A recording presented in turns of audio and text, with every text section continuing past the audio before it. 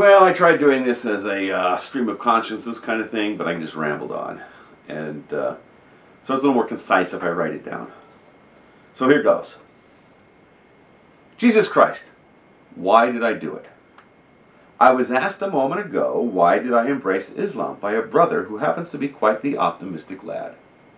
I had been born into a Christian family 54 years ago, but was an agnostic for most of my life.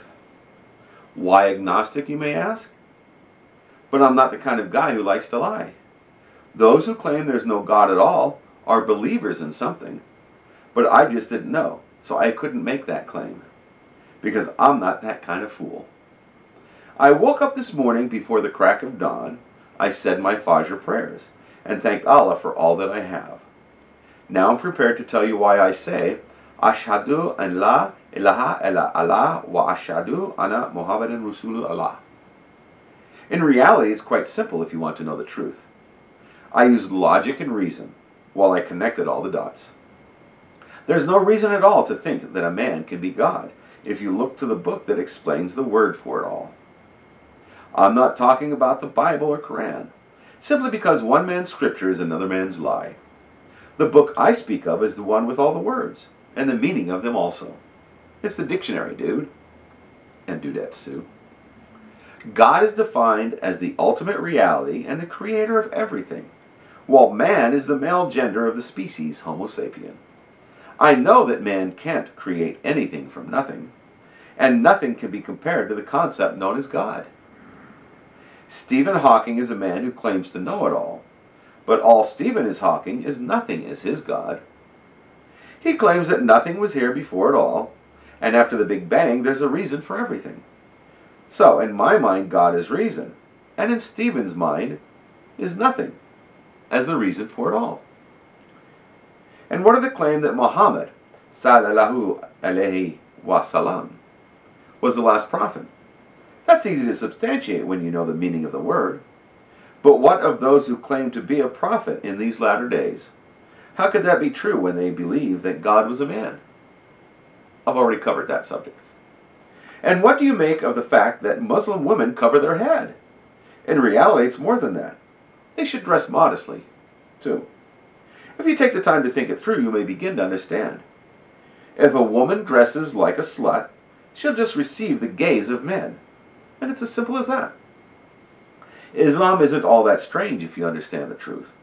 Much of what it asks of you can be found in other faiths. Buddha was a man who some may worship as a god, but he was just a guy who tried to tell it like it is. He was born with a silver spoon in his mouth, but spit it out to find himself.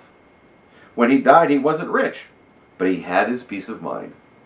All he did was done with words, and he spoke about responsibility for what you think and do. That's the same that Jesus 1.0 did, regardless what anyone believes. I've been labeled Mr. Jesus 2.3, and I'm telling you the same thing too. Freedom is just another word for nirvana, and that blissful, easy feeling one gets when they submit to the will of God. Stephen is hawking something called the Big Bang that started it all. But for all we know, he may be wrong, because the guy wasn't there, you know. All he's done is to look at the signs and connected all the dots.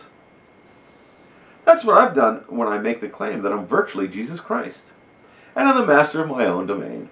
I know my reason for being here, and thank Allah for giving me life. I was born Daniel Harold McFarling, and those words have meaning too. Daniel was a prophet of God in the Judeo-Christian realm. What he did was interpret dreams, and it means God is my judge also.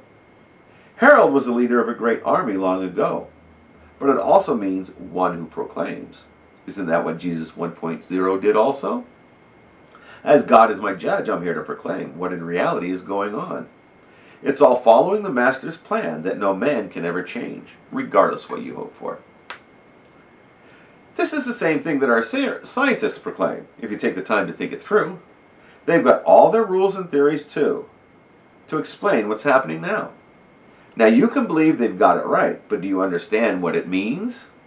It means there's nothing wrong in this here world. What's wrong is how you perceive most everything.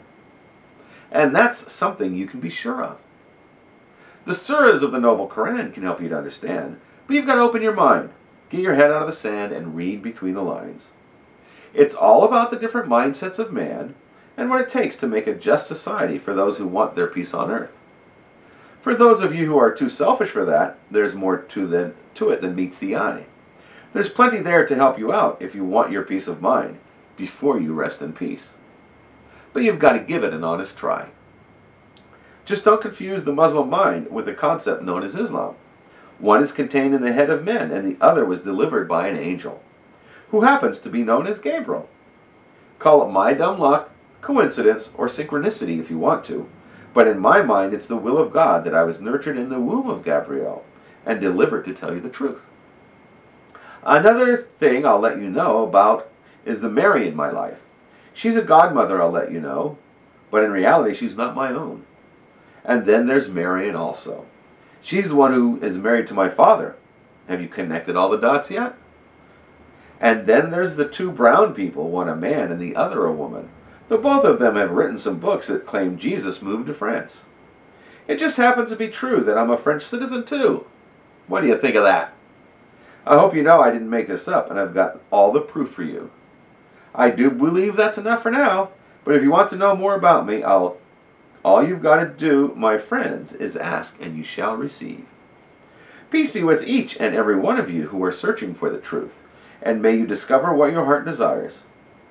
For the rest of you, with your loved ones too, may you live long and prosper also. Just remember, we're all in this together, and don't forget, when all is said and done, my friends, you can't take anything with you when you're gone.